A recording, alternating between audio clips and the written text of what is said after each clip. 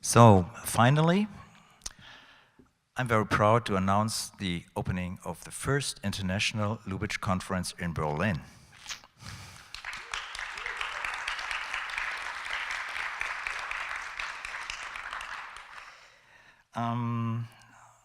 Just a few words.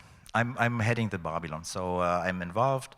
As you see, that Ernst Lubitsch is also there, sitting in the third row, and even more from Los Angeles.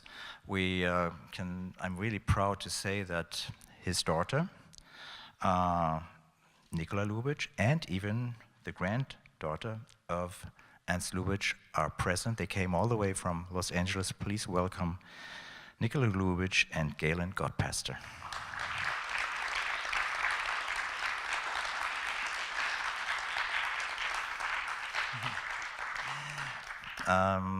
I can say that both of them will stay for a couple of days. They will be here during the whole conference. You can talk to them in English. Although after, since August, they are both German citizenship. They have the German citizenship, so they are German. And so they're there, and on stage they will be at 7:30 with the next lecture. So, now I start my small little thing. The question is, who the hell is Ernst Lubitsch? But he was born right across the square on Rosa-Luxemburg-Platz. You know that? In 1892. And the second question is, what does the topography of the streets in Berlin say about the inhabitants? So like the Berliners like me.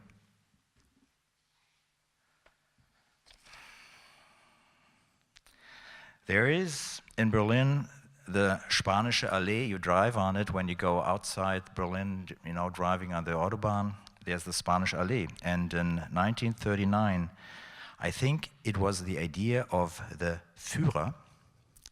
This so-called former Wannseestraße was named Spanische Allee to prove the friendship between Germany and Spain, because of the honor of the Legion Condor fighting in the Civil War in Spain. They were honored in 1939 with a big parade, and there was the street, and the Legion Condor, by the way, bombed for 3 hours the little town of Guernica. So there's a street in Berlin called still Spanische Allee, but there's no Lubitzstraße. And my question is, why do murderers always appear more public than, for example, clowns or artists? I just want that this little street in front of the Babylon, Weidinger Straße, just half of it will be called Lubitschstraße. I'm really very grateful for the work of Ivana Novak and all the members of the Lubitsch team from Slovenia, because all of this, the whole conference, would not be here if not for the work of these people in Slovenia that call themselves Lubitsch team, or even heard the name Lubitsch gang. And they had, just a small story, in Ljubljana in the 90s, they found the very first film from Lubitsch, Als ich tot war, and Lubitsch is also playing in this film. And it's a real miracle that they found it, and this sparked off this Lubitsch mania in Slovenia, Ljubljana, and in Berlin, where he was born and worked until 1922. Nobody really knows who the hell is Ernst Lubitsch.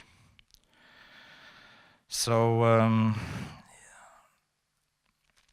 please, the speakers and lecturers from Ljubljana, please tell the people in Berlin who the most famous, or the famous son of Berlin, Ernst Lubitsch, is. They have forgotten here. And it's like in an absurd circle. To name the street after Lubitsch, you have to know who Lubitsch was. Therefore, you need to see his films. But the people don't know how great those films are. That's why nobody comes to see his films. That's why we need the Lubitsch Street. But the politicians did not see his films and don't know who Lubitsch is. We will show in the Babylon now, the next days, a small best of Lubitsch films. Some of the German films, the German silent films, will be for free even. And I think that one day, say in 50 years, there will be another reality. The airport, Berlin Airport, BER, will be finished. The Babylon will be a supermarket, and in front of it, children will play football on the little Lubitsch Street. Thank you, Ivana, and the Slovenian embassy for making this happen. That's it.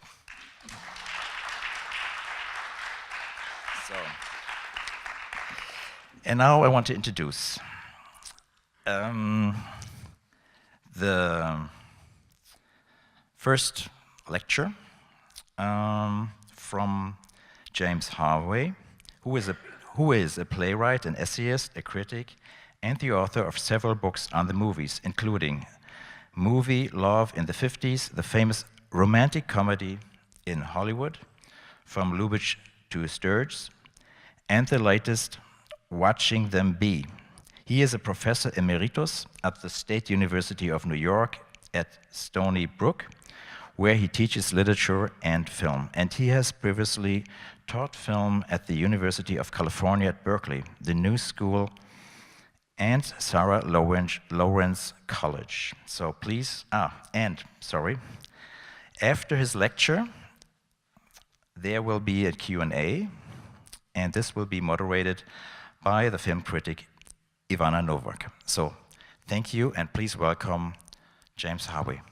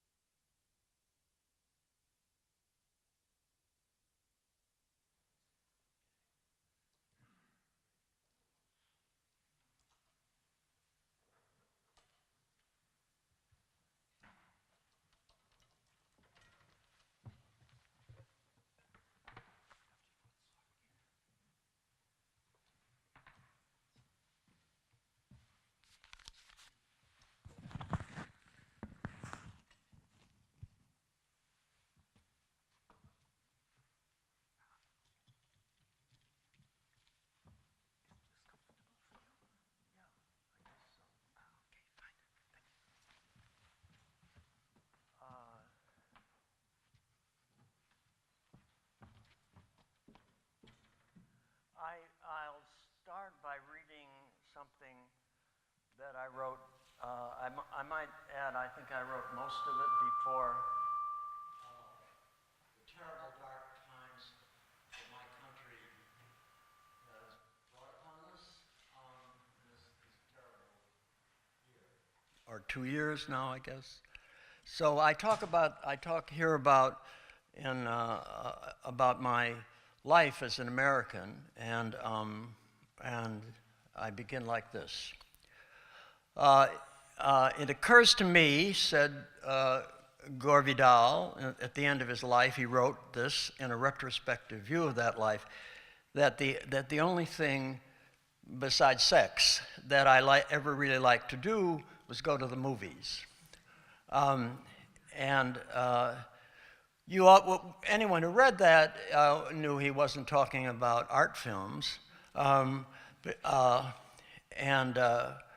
he wasn't the only one who felt that way of his generation, that the films were important to them, but they weren't taken too seriously. Um, like the 50s critic Robert Warshaw, who was important in America's first serious treatment of movies in the 50s, said also in one of his pieces that he'd gone to the movies compulsively for most of his life, and that he would be embarrassed to have to name how many hours he'd spent in front of a movie screen and presumably sort of wasted. But then the critic who was most important to me when I was young was Pauline Kael, who was wrote for the New Yorker. She was very important in forming people's attitudes towards the movies. And though my friends and I mostly disagreed with her specifics, we read her avidly. She was a great writer. I knew her before the end of her life, and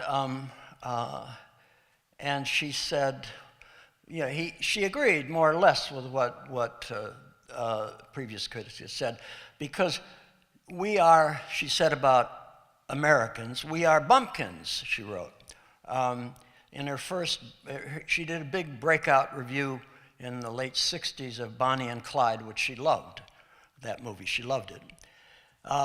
And in that review, she said that we are, she explained that remark, we Americans are bumpkins, and we are the children, we are, in a memorable phrasing, I thought was characteristic of her, citing Jonathan Swift's Gulliver's Travels, she said, we are still the Yahoo children of yokels. No matter what our class or level of learning or where we came from, we are still the Yahoo children of yokels. And she admired Bonnie and Clyde, the movie, because she thought this was a movie that had the kind of tough honesty to see this about its American audience, that we were besides, this was the kind of thing that the kind of movies she liked and we liked, did for us. They preserved us, kept us from putting on airs that we weren't entitled to.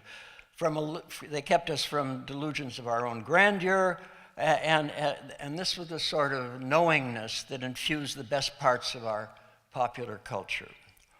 And when I first read that, I thought, this is the serious reviewer for me. She'd said something that that no one else had in print anyway, and I felt was exactly right about the kind of audience I was a part of. And she said it. She'd exaggerated, of course, but still, that felt right to me too. Nobody else had said that, I thought. And it still feels right to me in a way. She was getting it in that essay. She was getting at something true and deep about my own American movie experience that no one else had really named so clearly before. And yet, when I think about it now, the fact is me and my friends were mostly would-be highbrows, intellectuals. Most of the people I went to the movies with, and though I often went alone, being an addict, were also aspiring intellectuals, ambitious people. And that was right in a way. It seemed to me then and now that, the movies were, we went to more or less regularly, going to the movies more or less regularly is a way of saying that whatever heights we may have aspired to out of our own place in class, I was Irish American Catholic, we were still, the children of yokels and with inner yahoos. And that was part of what we loved about being movie goers and also about being dissenters from much of what we saw on the screen. Anyway, if Pauline knew this about us, so did Robert Warshaw earlier. He preceded her. And he worried, he was the sort of intellectual essayist who worried about the distinction between serious movies and their opposite. Between how it was at the time in the 50s and 60s, a lot of people worried about the distinctions between high and low culture, between movies and their opposites. Between, in Warshaw's example, he said between watching a Bogart movie and reading Henry James. That was the sort of thing that Cale never worried about. She liberated us from that conversation or that concern.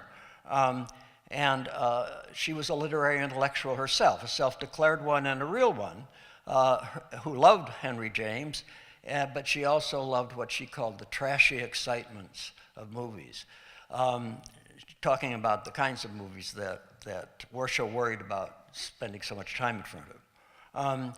Where Warshaw, the critic, saw a gap between these experiences, she only felt a continuity. With the populist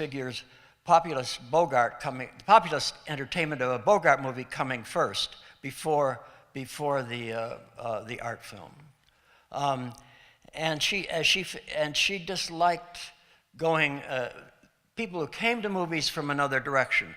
As she put it, really at one point, she was not a temperate woman.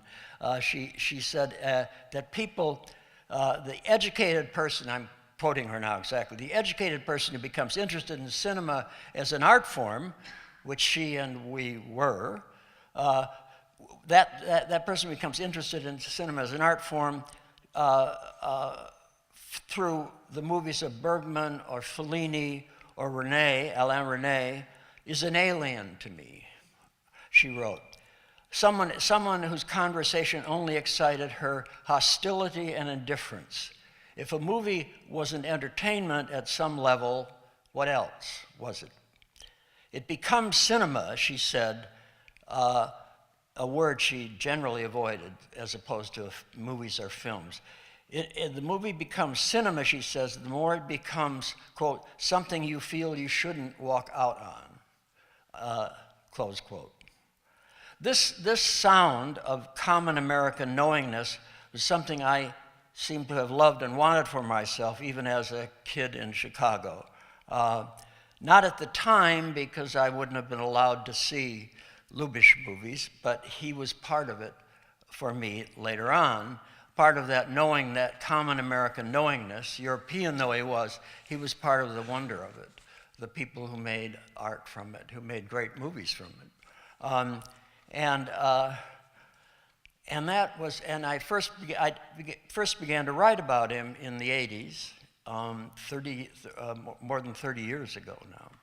And now I find myself in a sort of odd position because I have not been thinking about Lubitsch for a long time, though I never stopped loving him or enjoying his films. But it's a change of subject for me now, because there's a wonderful quote that a TV celebrity in my country, Bill Moyers, made. He said, "The older you get, the more you keep revising what you know," and that's one of the ways in which old age becomes so interesting. We live forward, as Kierkegaard has said, but we understand things backward, looking back on our own lives. And it's one of the things that, if you're lucky, health-wise and so on, that makes old age a kind of blessing, a new, as Moyers said, a new education.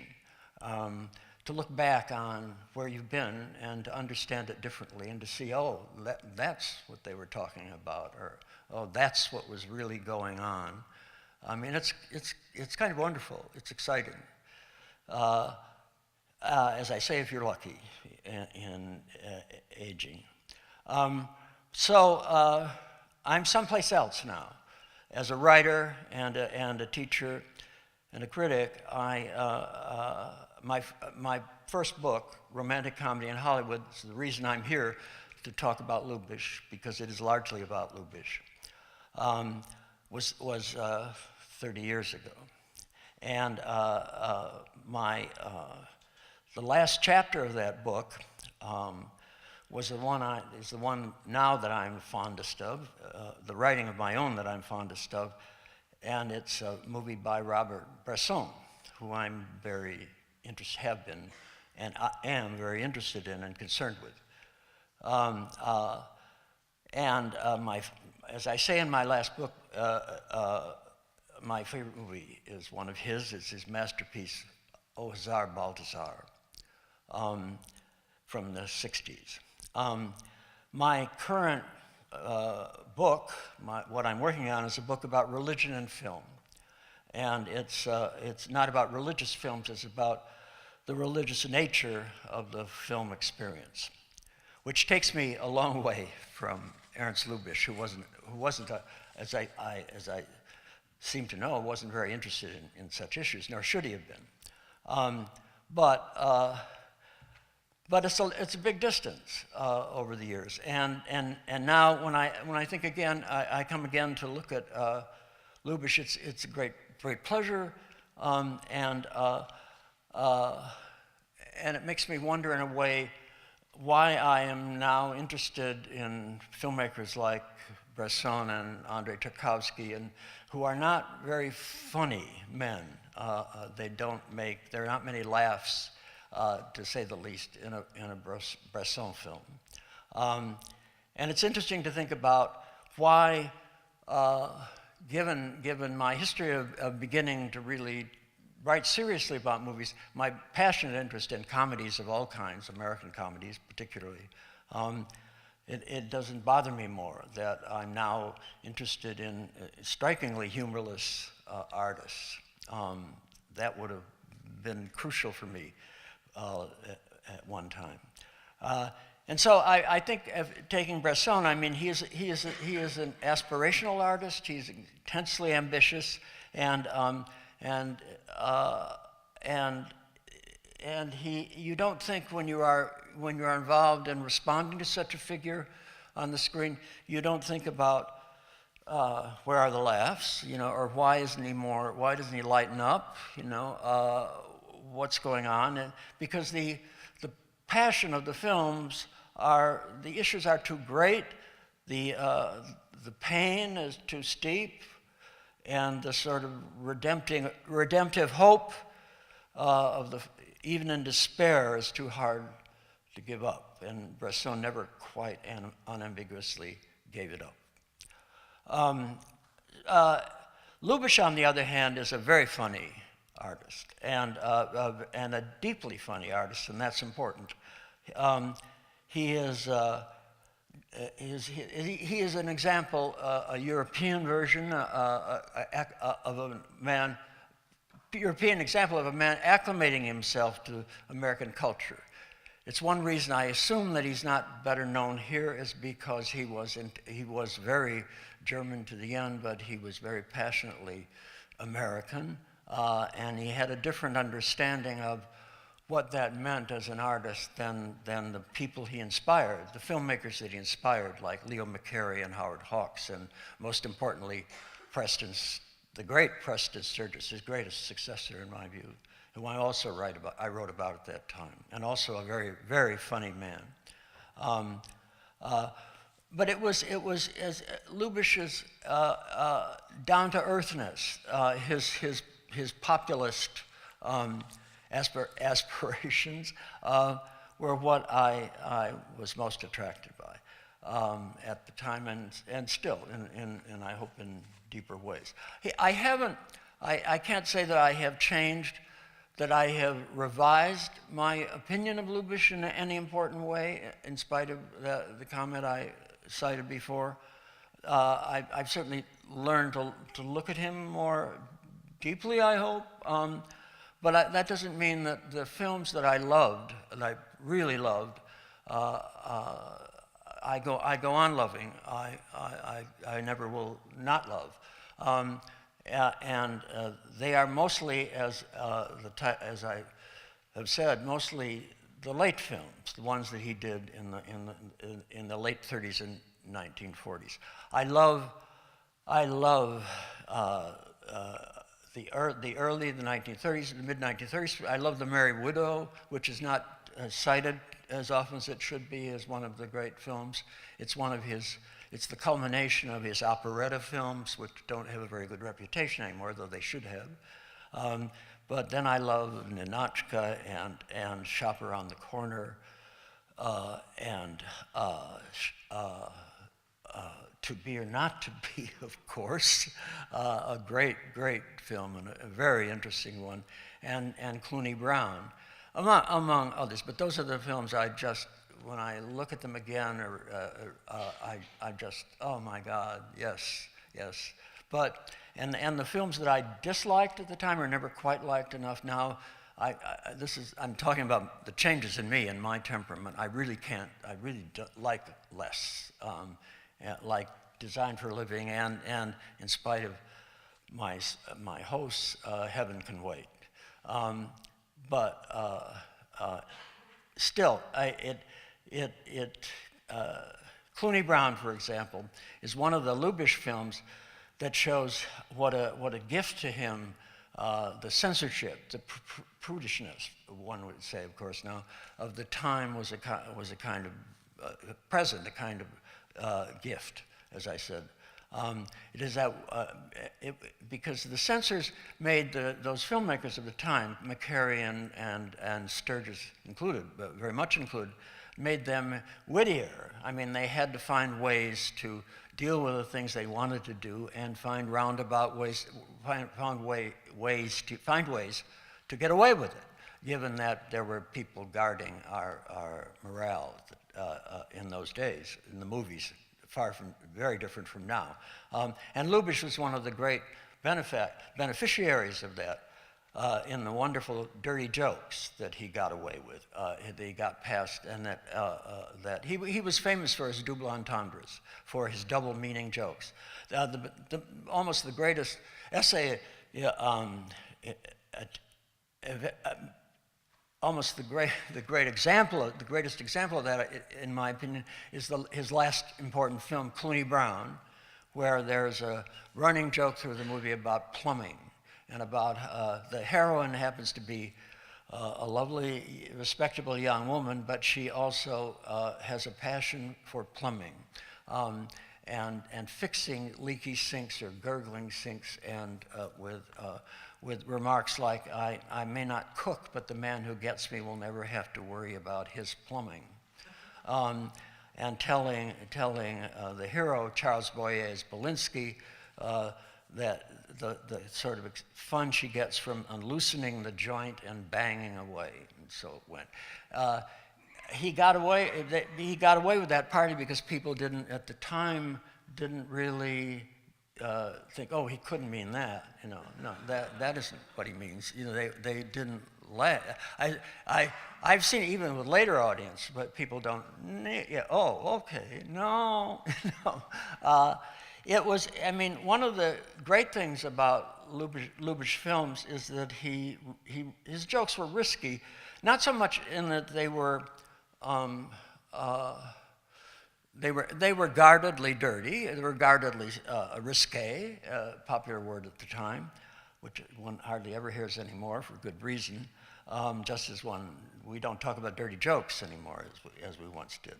But Lubitsch didn't, to his credit, he didn't make jokes. His best jokes were not the kind of jokes that made people feel necessarily, or at all, made people feel good about themselves, which is striking. I mean, the kind of family comedy where you feel good because, oh yes, we're all about the goodness of the people on the screen and about how sort of funny little habits they had and so on. All that kind of thing for situation comedy on television in the 50s and 60s was full of that kind of joking, family comedies. Father Knows Best and so on. Anyway, Lubitsch was so far from that, but he was even more so.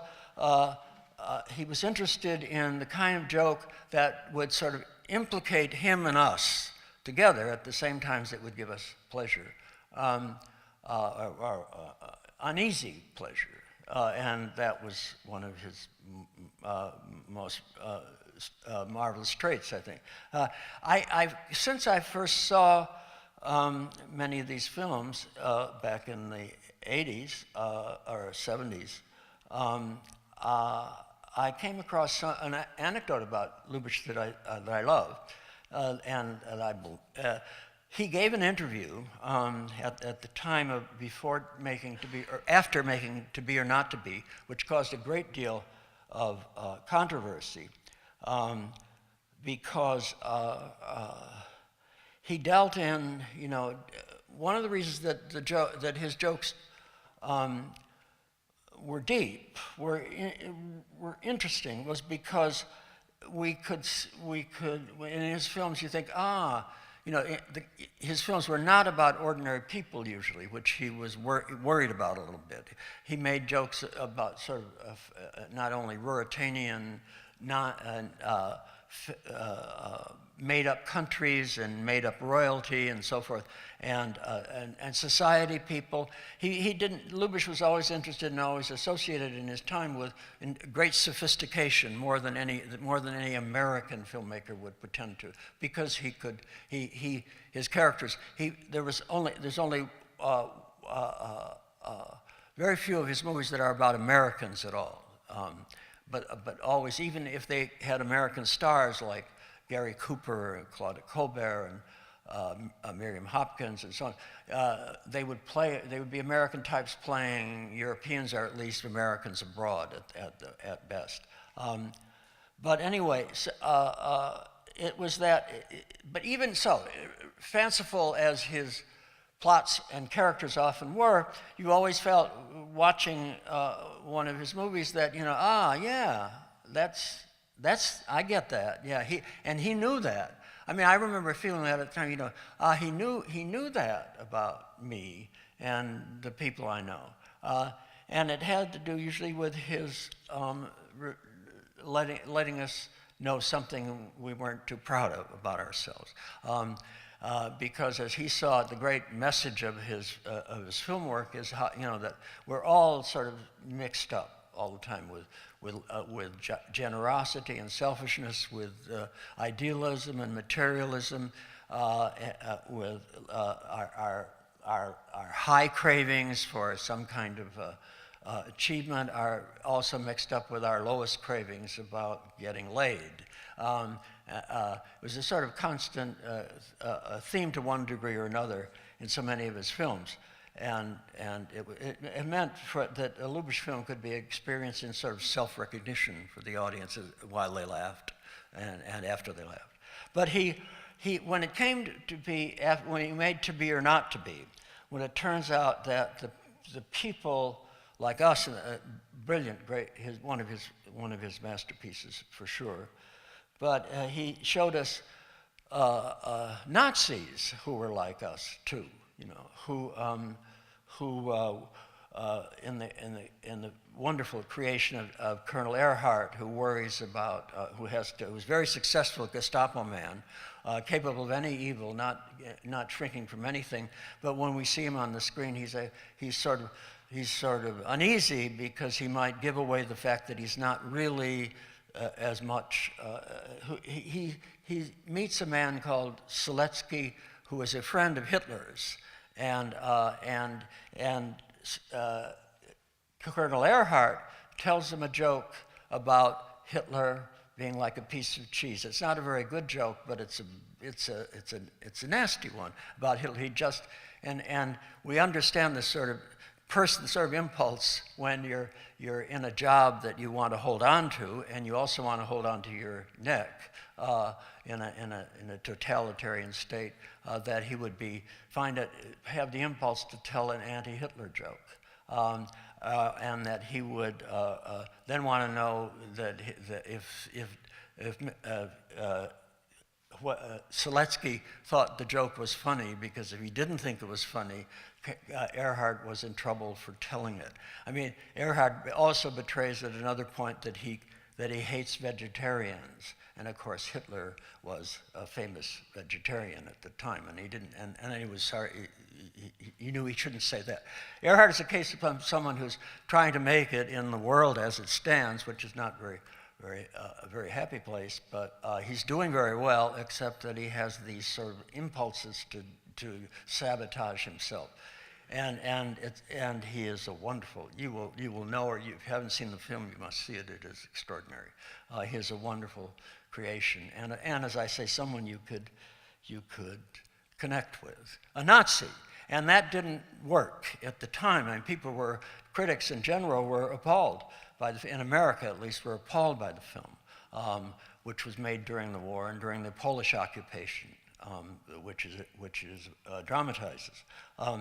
But anyway, the anecdote I mentioned was that when Lubitsch was defending the film, it was after To Be or Not Be came out, and he was very passionately defended it in public.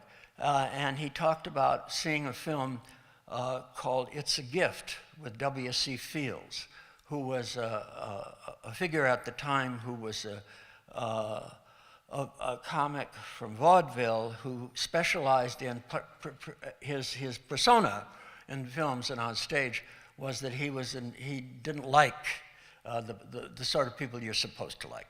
He didn't like babies. That was one of his shticks, W.C. Fields, as a comic. His hostility to children. He didn't like his wife, but she didn't like him even more. And It's a Gift, it was a vehicle for Fields that came out the same year as, interestingly, as Trouble in Paradise did, the great Lubitsch film. The film, which I looked at recently, some of it again, opens with his wife telling him not to hit the child. The little boy who just told his father that he didn't, you don't love me, and feels the father tries to hit him as a result. And he says to his wife in defense, he can't tell me that I don't love him. That was Fields in essence, and Fields was that kind of comic, and in the early, he was a great relief to a lot of people. He had a big following in the culture, in the entertainment world, and I knew about him when I was growing up, W.C. Fields, and I knew I would like him when I got grown up, and I did. But anyway, Fields had a joke that Lubitsch said in this film, which he named in the interview or article, said that where Lubitsch Fields is running a grocery store in a small town, and the store is very troubled, of course, and he's very inept.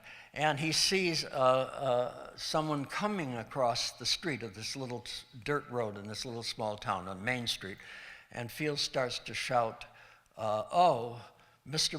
Muckle is coming! Mr. Muckle is coming!" Mr. Muckle turns out to be a blind man, wearing in the not unusual at the time dark glasses, and with an ear trumpet, with a cane in one hand and an ear trumpet, meaning he was not only blind but deaf, sort of deaf anyway. And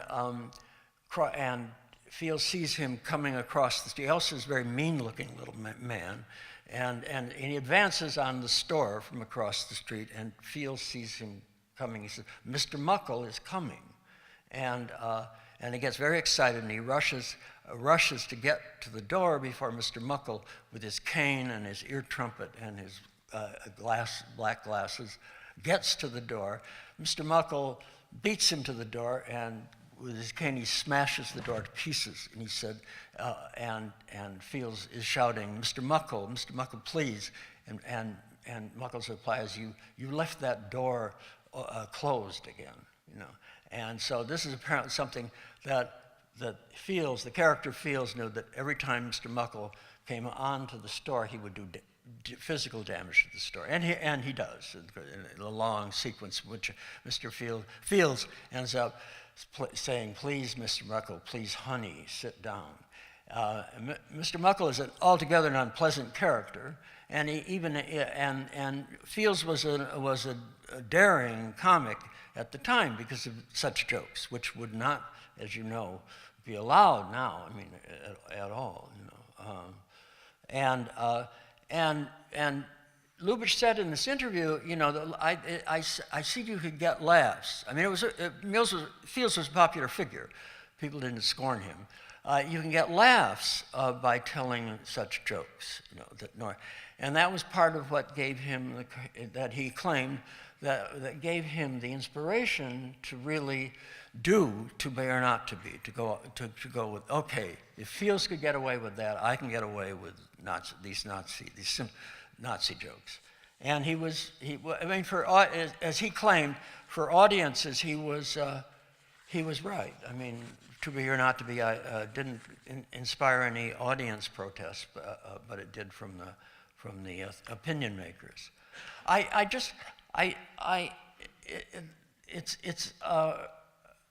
It reminds me of a joke that I heard at the time that comes back to me now in these times of political correctness and trigger warnings and so on, all the things that we can't talk about or speak about in spite of the things we can. And there was a joke in the 60s that was popular, and I heard it, and I told it to other people, and I would not now, but I am going to. Because I mean, it was a joke that it showed what comedy can do. I thought, first of all, when I laughed at it, I was shocked at myself. And then I learned something about myself, and that seemed wonderful to me. Not something good at all, but it showed that, you know, what jokes can do if you let them. The joke was that one of the astronauts exploring the universe, his ship disappears, and nobody knows where he is. And then he comes, and they think, oh, well, you know, he's gone beyond the universe. He's in someplace in heaven, and it must be. And so, and when he comes home, he's interviewed, of course, and people say, you know, were you really there? And he says, yes. And they say, really? Did you? Oh, tell us. Did you see God? And he said, well, yes, I did. Tell us about God. And he says, well, to begin with, she's colored. And good. I wasn't sure. But I mean, it's not a joke I would tell except to a special audience now. Nobody would, I mean, some people wouldn't understand it, or they'd be shocked. What is that? You know, but it was a joke is a teaching tool in a way, teaching me something that I'll never forget. I think in a way that should have been obvious to me, but that I was deeply prejudiced. I mean, I got the point, and I laughed, and I was, in spite of my refusing to be, I was a racist, and in spite of my refusing to be an anti-feminist, I was full of male presumption. I mean, not that I didn't say no to both those things, but that's who I was. I was born and raised, and I will never not be those things, though I can, you know, say I'm against them. But I represent them in some way, except for fighting it. And that's something I think people forget, especially people full of righteous, you know, anger at Trump voters. You know, what we have to learn in America now, and what is we have to recognize ourselves in these other people, which we really don't want to. We more and more feel, more than we ever did in the 50s or 60s or 70s, we feel separate from them, and what fools, what idiots. Well, we're all fools and idiots, and we have to pay attention to that. And so, jokes have and that I think is part of what To Be or Not to Be does. That kind of movie and Lubitsch's kind of humor, I think that's important, and we may have screwed it up, a large part of us. What I wanted also to talk about, and thinking about Lubitsch again and appreciating him again, is how he had a certain technique that I write about in my book. That he was very good at instead of glamorous close-ups for his stars and actors and characters, he would give sort of undignified ones. He had a especially in the earlier sound films, he had a penchant for he would start with a two-shot of two actors in medium close-up, two characters in medium close-up, and one would leave the frame of the shot and leave the other one behind, and that was a sort of a Lubitsch touch of its kind. And then when he would isolate two characters, these were comedies, of course, he would isolate two characters in the same shot in those early films, some of them quite wonderful scenes. They would usually be misunderstanding each other, not coming together, but really just one not getting the other, one knowing something that the other didn't, and the other not knowing that they didn't.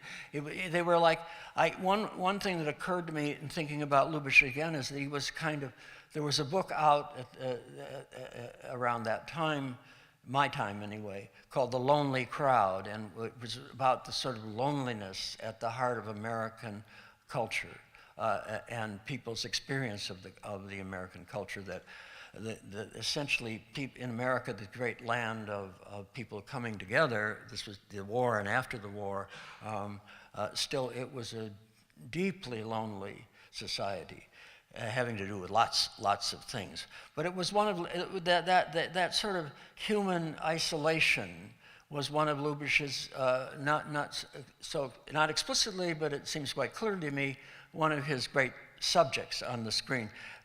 Subjects for comedy, of course. And one of the greatest fulfillments of this, to my sense, is The Merry Widow, which turns this sort of more lightweight operetta films that he made before it into a kind of beautiful. It's a beautiful film. It's very funny, and it's full of vulgar jokes and wonderful scenes of misunderstanding and so forth, and lust and lyrical passion and beautiful music. Franz Lehar's score with wonderful new lyrics from Lawrence Rodgers and Hart, anyway. That's a pattern in films like Trouble in Paradise, the earlier comedies. But later on, he comes to in the films of the 40s, the ones that I named that I particularly love, and other people do. There's a movement from this kind of joking to a version of it in which results in a kind of tenderness between the people, the misunderstanding persists, the isolation in some sense persists, but it turns into a kind of fondness on the screen, not just sort of, what is this, what is going on, but, I know what's going on. And isn't it sad? Isn't it nice? Isn't it beautiful? And that is very apparent. I mean, it's apparent in a way in To Be or Not to Be, because Lubitsch's films have moved from evocations of our loneliness, our isolation, to visions of community. As in To Be or Not to Be, people really the actors are all, it's about a troupe of actors in Poland during the Nazi occupation. But the actors turn out to be fighting the Nazis, of course, but they turn out to be preposterous figures, which is the usual thing in Lubitsch, including the leading actors, the stars, Carol Lombard and the wonderful Jack Benny. If you've seen in this movie, if you've seen Jack Benny's Hamlet, which he does for us,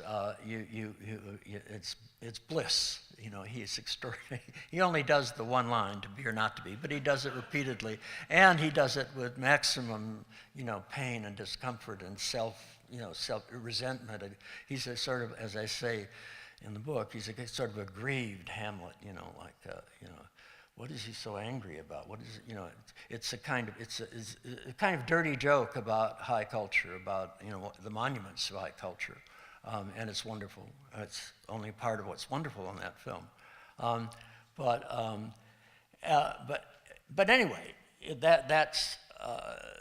I was making the main point about the fact that people in that film, though, people are always quarreling with each other and fighting about this or that among the actors in actorly ways, as Lubitsch saw them.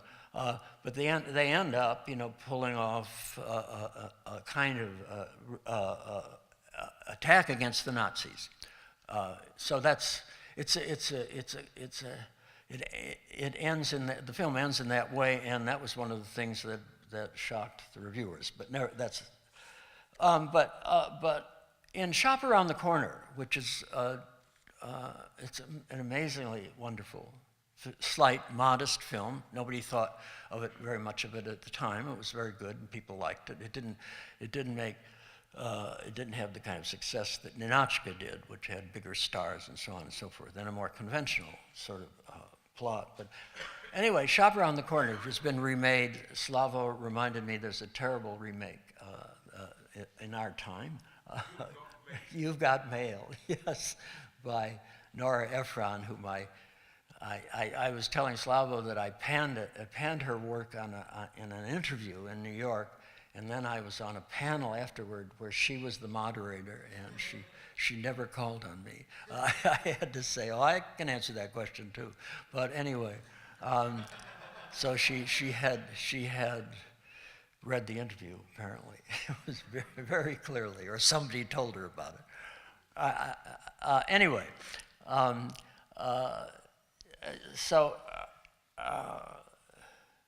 where was I'm very badly jet lagged, but so forgive me.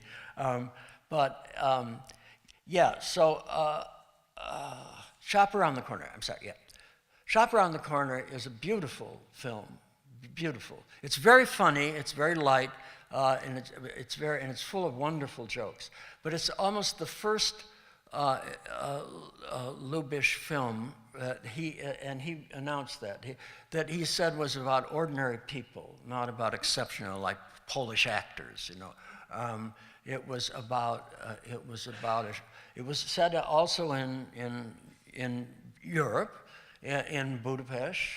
And the shop is in Budapest, and it's about the workers, the boss, Mr. Matuszek, and his workers, and the two leads, James Stewart and Margaret Sullivan, are the hero and heroine.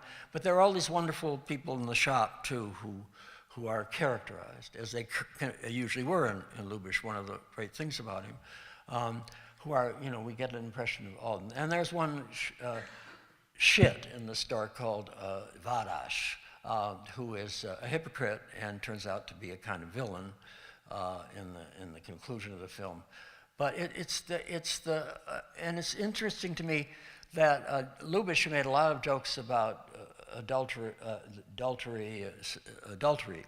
This is the first, it's the first Lubitsch film where that isn't involved. Joe, he adapted a lot of European boulevard plays where adultery was the big, topic and issue and so on. But Shop Around the Corner is about an adultery too, which is off stage, off screen. We never see we see the Vadash, who's the male guilty party, but we never see Matysiak's wife, whom he loves very dearly, we know. And we know also from the way he talks to her on the phone and the way he talks about her to, very praisingly, to his staff, that she is a silly woman who's only interested in shopping, and she's having an affair with someone. And that would normally be said. That would be in the early Lubitsch films, sound films, though the silents were a little different. But anyway, the early sound films, there were 4 or 5 versions of this story. But it was up front, and of course it was a source for jokes about. But in Shop Around the Corner, the adultery hurt. It really hurts. And it hurt you, in the film is so beautifully done, and the screenplay by Samson Raphaelson, so beautifully done again. And we feel the hurt. We feel Mr. Matysiak is he's a foolish character, like all Lubitsch characters are foolish. But we feel for him. He's very endearing. And it's the first Lubitsch film, I think, where adultery really hurts.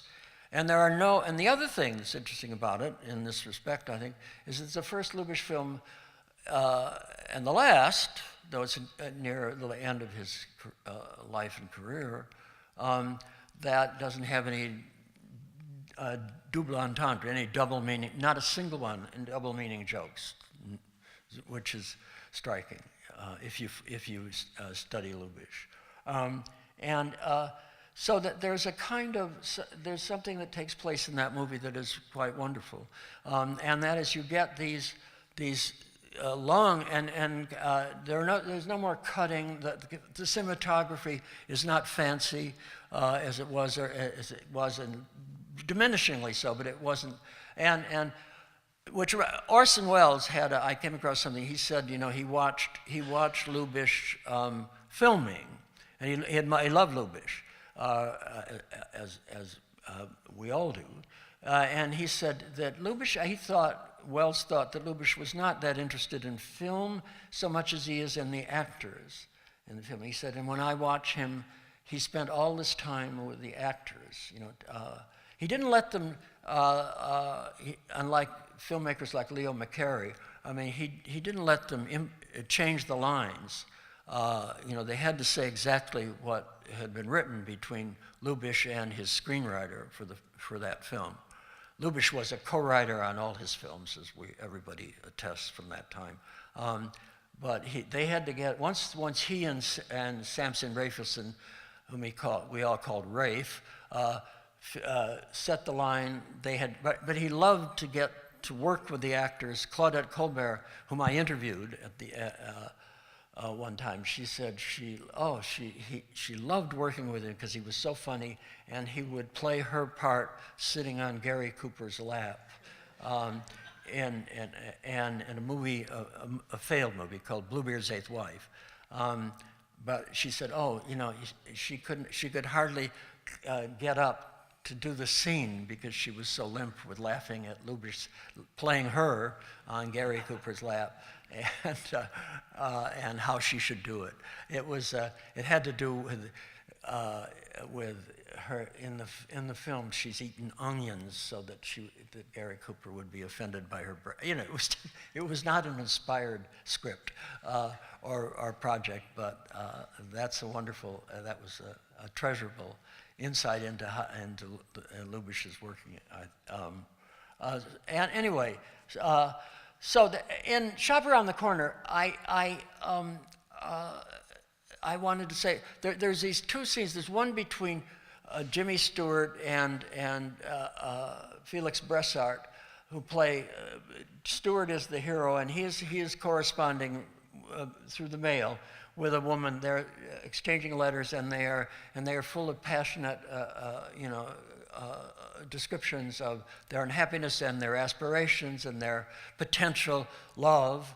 It's very clear it was a kind of dating mechanism, but it was letters, and Jimmy Stewart has been getting them and responding to them in kind, and they're very pretentious, literary kind of.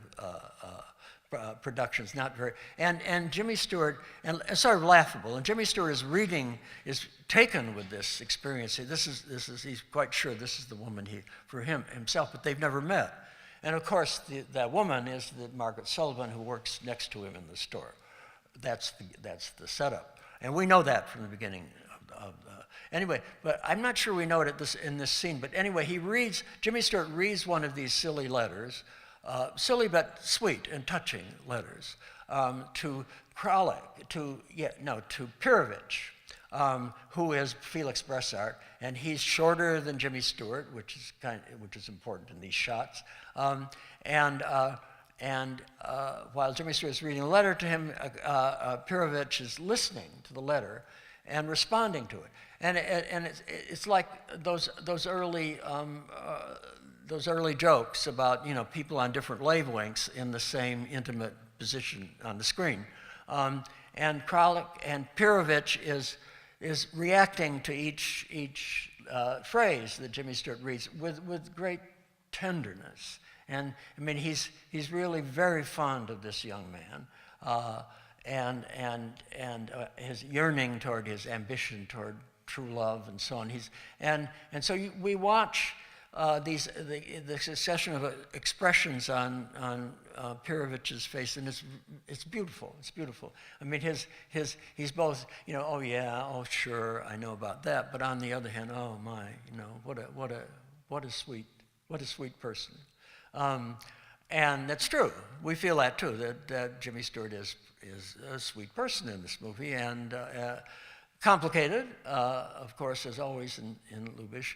And then there's a final scene in the movie, which is kind of fulfillment of this, where the two correspondents. Jimmy Stewart has found out that it's Margaret Sullivan, whom he has not liked in the store, and it turns out to be her, and he's fallen in love with her in the meantime, without her knowing who he is. And so that goes on for quite a while in the film. But then there's this final scene, Christmas Eve, where we know that she's going to find out because he's going to tell her. They're alone in the store, getting ready to go off to meet their respective lovers, come to be lovers. And she doesn't know, and he knows that it's her. And so she's beginning to suspect that it might be him, but she's not sure for reasons we understand. And so there's this extended scene, beautiful scene, in which he sort of toys with her. He sort of, and gradually lets her know and we watch her suspecting what he's up to, what he's going to say, but not quite, not quite getting it. And not quite looking at him. And in the end, of course, by the time she does, he's also found out that he's got the kind of Christmas present from her that he wanted, and one that he didn't want. And so it's all tangled up with the fact that before the blissful kiss that ends the movie, that she's found out not only that she loves him, she truly loves him, and that he loves her, but that he does not have bow legs, as she had been told, and she asked to see whether his legs are straight or not before the kiss, and he finds out that he's getting the wallet that he had contrived with Pirovich to get her to buy him for Christmas, and it's beautiful.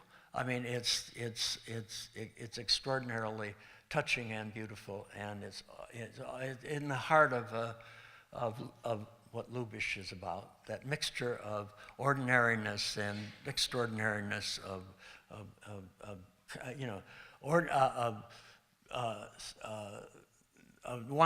good thing and a bad thing, or at least a serious thing and a light thing, and so on. And it sort of sums up in a direct way what is most lovable about Lubitsch. Have I gone on too long?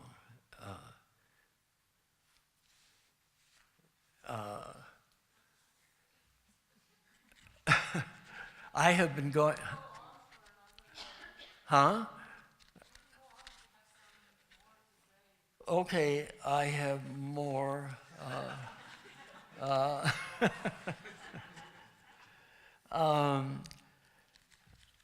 I wanted to talk about a scene in Clooney Brown, one of the Lubitsch movies I love, and I think you will too if you haven't seen it. It's a treat. It's a scene different from the ones that I just described, about Clooney Brown is the plumber, and it's Jennifer Jones, whom you may remember, and Charles Boyer is in a wonderful performance. Is Belinsky, Adam Belinsky. It was based on a popular novel at the time, and Adam Belinsky, like Lubitsch himself, was a European refugee, unlike Lubitsch, but and he is, I think, I said in my book long ago that if To Be or Not to Be was a sort of projection of Lubitsch's art and the complication and the ways it plays with serious issues. Clooney Brown's Adam Belinsky is, I think, is very close to Lubitsch's heart. I mean, he's very much he came from a popular novel at the time, which Lubitsch and his screenwriter Samuel Helfenstein much improved on the film, though the novel isn't bad. It's amusing and nice. But it seems to me, and I say this in the book too, that he's a very Lubitchian hero in a way. Belinsky is an exile. He's in a strange. He's been unlike Lubitsch and the rest of us. He's been a hero before the movie began, who the Nazis that want to kill and are chasing to kill, and he is wound up. More or less penniless, homeless, in a strange place. And the strange place happens to be the land of the British upper classes, the aristocratic family snobs, people of great wealth and have an estate and a large house and so on. And they are utterly foreign to Belinsky, but he fine. He's there. And he's come upon some young men, some idealistic young men who love the idea that they can rescue this famous hero, and that would be their part. The war hasn't yet hit Britain yet, though it's hit where Belinsky comes from, and these men are already talking about enlisting to fight the Nazis and so on. But then along comes this gift. From nowhere, Belinsky, the hero. But the hero is retired, and the hero is now in a strange place and with these strange people and so. But the hero can cope, and indeed he does. He's a kind of trickster, but nothing. And he finds that these young men come from a rich family, and they take him home, and they coddle him in this posh place where lots of things go on, all of them sort of. And one of the things that goes on is that there's this beautiful young woman named Clooney, who is strange and has her own sort of fantasy. She has a kind of fantasy life, but she is going to marry, as was standard in Hollywood comedies. We know she's going to end up with the hero, Charles Boyer, but we also know that we must expect to see someone she intends to marry. Going back from early screwball comedies, she intends to marry, and he's awful, He's the figure called the other man, and he's in all these movies, all these sort of romantic comedies, and he gets more and more outrageous, It never deters her. She just fine, In the Starin Rogers movies, the Ginger Rogers successively has these figures. Oh, she's going to marry. Oh, sure, she's going to marry him. He's the man for her, and he's just a raging nut, often enough. But in Clooney Brown, it's a little more interesting. It's the standard format, but Clooney can explain why she wants to marry this jerk, and that's because he has a family. There are not many families in Lubitsch. There are families as in Shop Around the Corner. People aspire to families, and then the movie ends. But Mr. Wilson, his name is, played by a wonderful comic actor Richard Hayden, he runs a drugstore in the small town, and he's a snob, aspiring upward, very impressed with the gentry and so forth, and he's an idiot. And he has a mother who is in an upstairs room, and he wants to introduce Clooney, whom he was going to marry. They're engaged, while Boyer looks on, sort of longingly. There's another woman he looks at longingly in the movie, but there's no chance there. And he's really fallen in love with Clooney. But it's sort of hopeless, he realizes, because she's so fond of Mr. Wilson. She's fond of Mr. Wilson because he has this family, and the more boring she makes the family sound in describing it to Mr. Wilson, the more you can sort of understand, well, boring is family, and so yeah, she's been an orphan all her life, and this is family, and bring it on, It's nice and interesting way of handling this figure, this stock figure. Anyway, we haven't seen the mother, but then we do, and she is wonderful in a way. She's in her he brings Clooney home to meet the mother, very important, and in that scene. He goes out, he says, mother's resting, and he will go up and get her now in a half stairway. And he goes up to this door, which is sort of ominously, sort of footlights. I mean, the door looks like trouble. He opens the door and brings out this little lady, played by a wonderful Irish actress named Una O'Connor from the Abbey Theatre. And she's little and small in every way and hunched over, and she's old, of course. And he takes her arm and brings her down the stairs, the short stairway, and seats her in her chair, and nothing happens. Nothing happens. And then the scene ends. And then later he meets Clooney on the pathway, and he says, Mother was very taken with you, and Clooney says, she never said a word, she never said anything. Well, the other thing is, the important thing is, Mother clears her throat all the time. She has catarrh, and she in place of saying anything, she clears her throat, and sort of expressively, and looks around a little bit and clears it again, and that goes on until she sort of sits in her chair and passes out.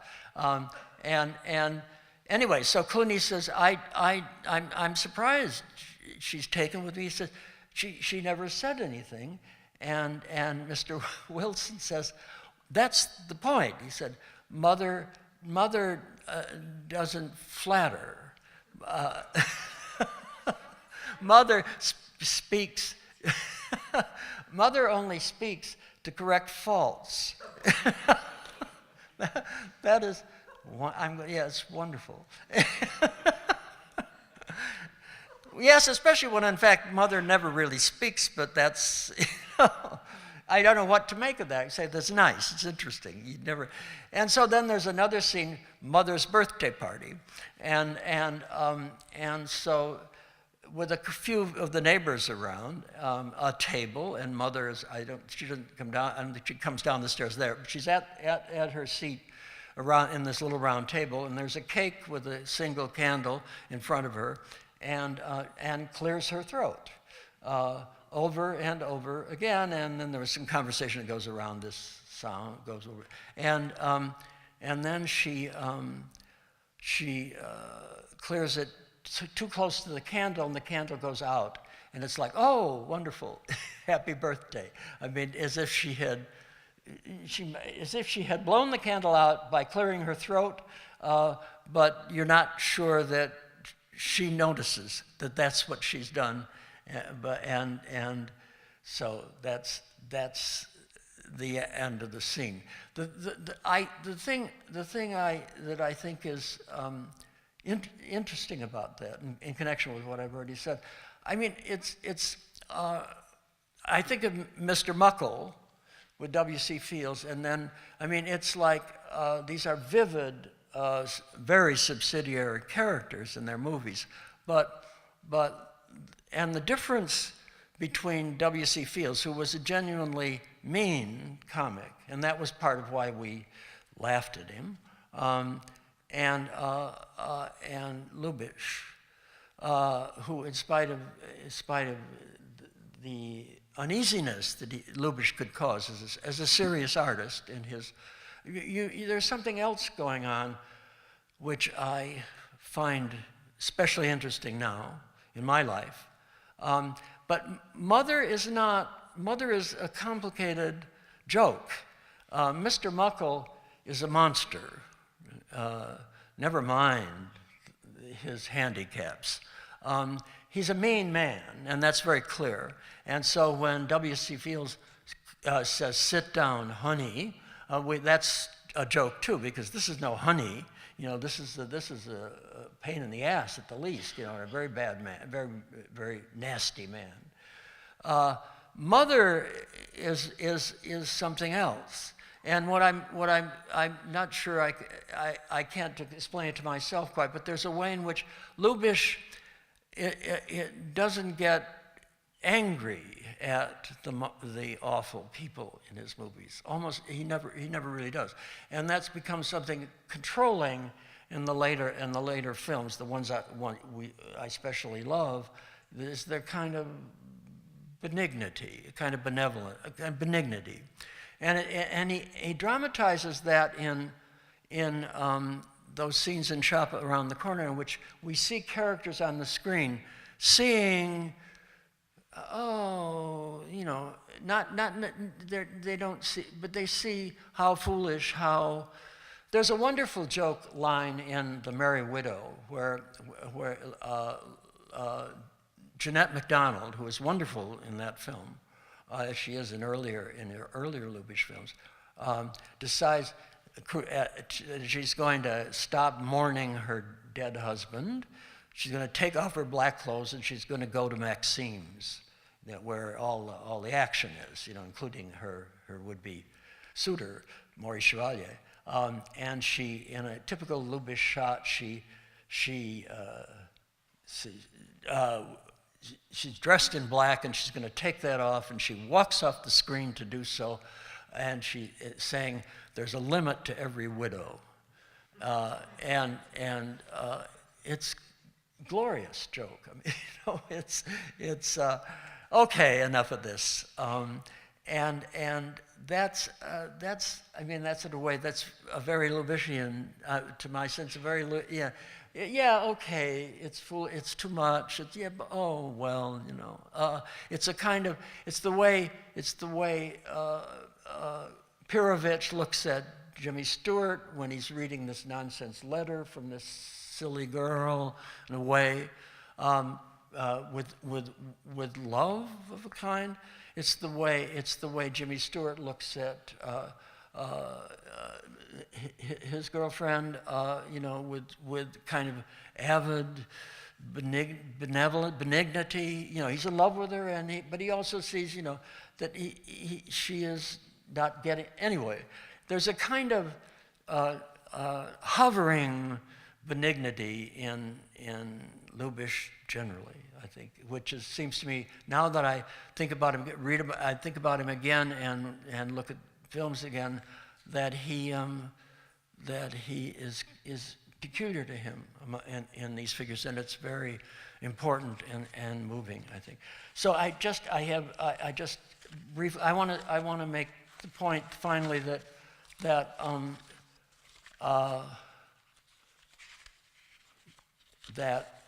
that's part of what explains the complication of showing Mother in Shop Around the Corner, the sort of suspension of judgment. I mean, though he doesn't show her to us with fondness, he shows it to her to us in a way that We're more impressed with the phenomenon than with a judgment about the phenomenon. So let me, in conclusion, I want to make that connection to a larger point that I've come to and I've been writing about recently. And it begins with a reference to Stanley Kubrick. And this is the end. By the time of 2001, Stanley Kubrick had begun more and more to believe that a movie should be a predominantly nonverbal experience, a matter principally, as he said, of images and music. That a film should be close, that he began to feel that a film should be closer to a thing in itself, just as music is, beyond articulation or explanation. Very different from the kind of Lubitsch movie, which is intensely verbal, intensely written, and so forth. He felt that a movie should be something purely beautiful, purely mysterious even as 2001 arguably is. The most important parts of a film, he said to the interviewer, are the mysterious parts beyond the reach of reason or language, beyond sometimes even the artist's reach, it would seem. As the painter Gerhard Richter would later say about his own paintings, I don't like the ones I understand. It's this working relationship to the mystery of things that I want to explore in my work now. And I cite another kind of critic besides Pauline Kael, to be sure, André Bazin, the great 50s critic, who was often like Pauline Kael, a gifted reader close reader of film. But unlike Pauline Kael and such critics, he was a theorist and philosopher too, writing about, his work could be summed up with the posthumous title for what survived as What is Cinema? Was interested, as we all know, is interested in the answer to that question in a direct way. Pauline Kael was more modest, at least in her own claim, a real one, true one. The critic's main job, she once said in an interview, was to help people get more out of help people see more in a work than they might without him, without the help of the critic. And no one, arguably, did that much better than she did. Though sometimes André Bazin, I would argue, comes close with writings on Citizen Kane and Umberto D. Sica's movie, and even on The Little Foxes.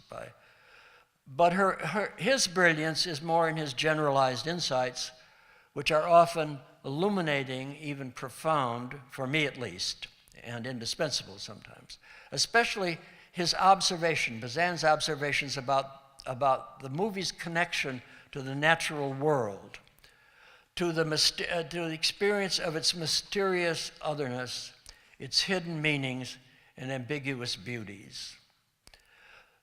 So that a film, he says, should be finally evaluated not in terms of what it adds to reality. He gives the examples of expressionism, German expressionism, and Eisensteinian montage, but what it reveals of reality. And the animating force behind all this, the attentiveness and the revelation, is something inherent in film itself. More than any other art form, Bazin says, cinema is bound up with love. And as my friend, that's another page. Anyway, as I was going to cite a friend of mine, an important critic named Gilberto Perez, whom Slavo also knows, a wonderful critic who died not long ago, when he says that what De Sica does in Bicycle Thieves, and other such films, including Umberto D, is closer. He is closer to agape, the kind of love God gives to his creatures, not because they are smart or beautiful or virtuous, but because they are. And that, I think, is something of what I don't think Lubitsch was much interested in God or issues about or questions about that at all. He was not at all given to that. But what we get in his movies, finally, it seems to me, and this is how I've revised my view to the extent I have, is that this kind of impersonal, forgiving love that he gives to all these awful, in many ways, as we all are, people, is the central Lubitsch touch. Okay, that's it.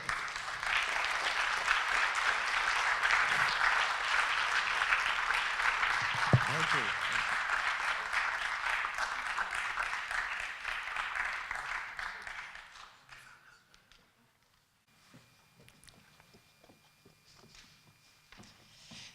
Thank you so much for this. Please sit. We don't have so much time now. Oh, we don't? Okay, yes. I'm sorry. You were just too long. No, I'm kidding. No, it's just that we started a bit later, and this. Okay. So yeah, I really was looking forward to Q&A questions. It's okay because after the conference at the end on Sunday afternoon, there will be a panel discussion. So okay, I would love to have. We will have time then to, also address these issues that you've opened up. So we don't have any time? We do have some time. Oh, okay. Yeah. I'm sorry, I have to leave to meet Volker Flender. Ah, okay. Because I wanted to ask you some stuff. Good. For example, heaven can wait, I agree with you. I have doubts. But isn't the goodness that you praise it's already to be or not to be? With all their irony, cheating, hatred, aren't Joseph and Maria a model of a perfect married couple?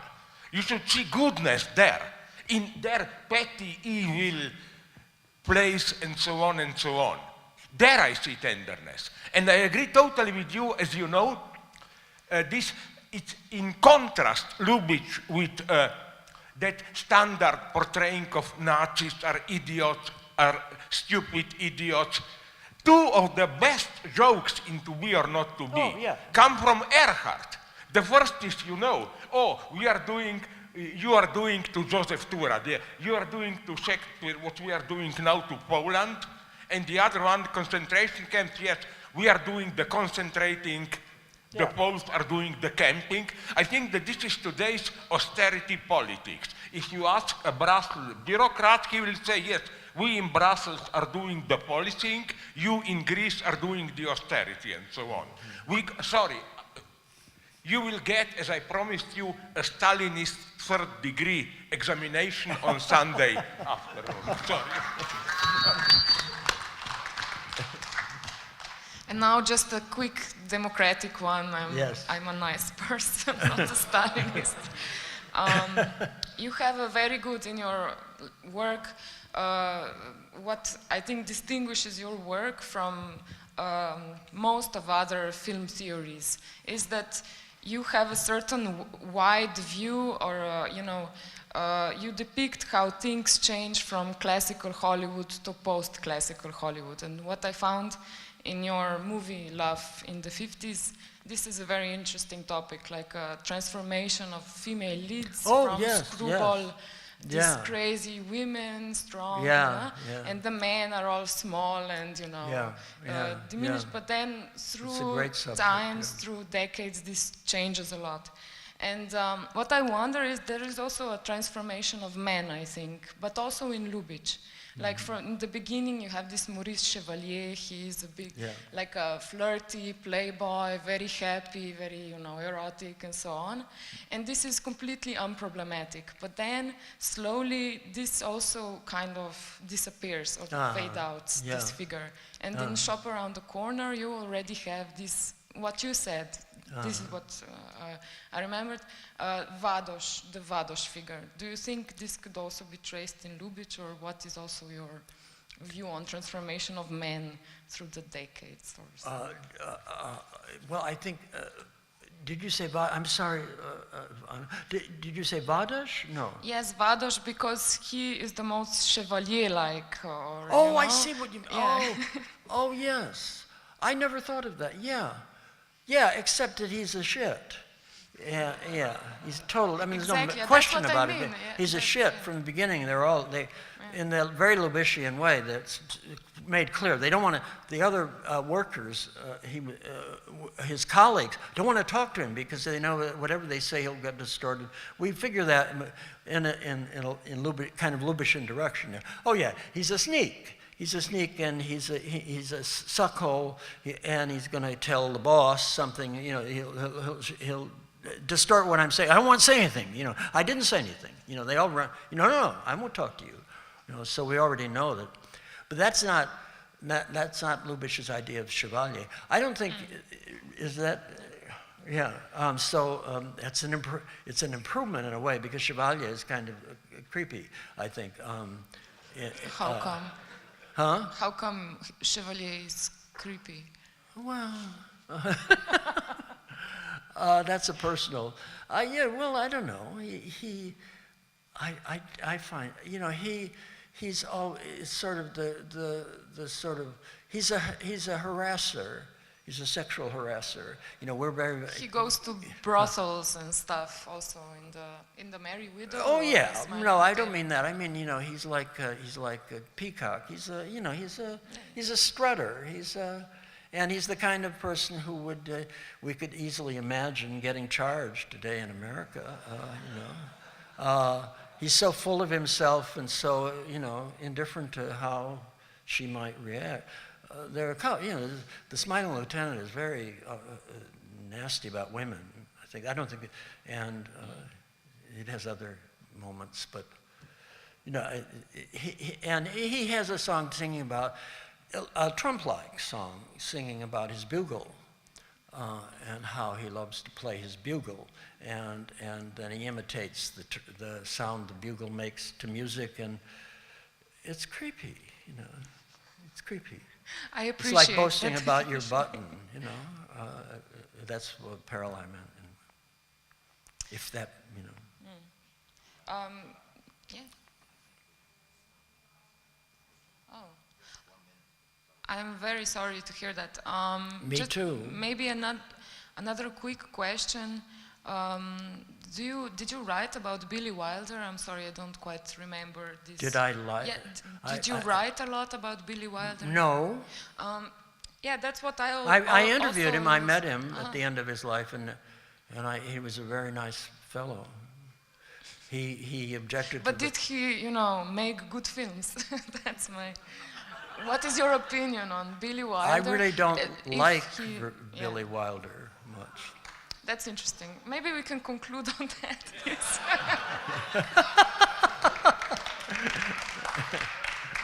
And let's get back to this debate on Sunday. I hope so. Come to the panel. Right? Yeah. Thank you so much, James Harvey. And thank you for coming. And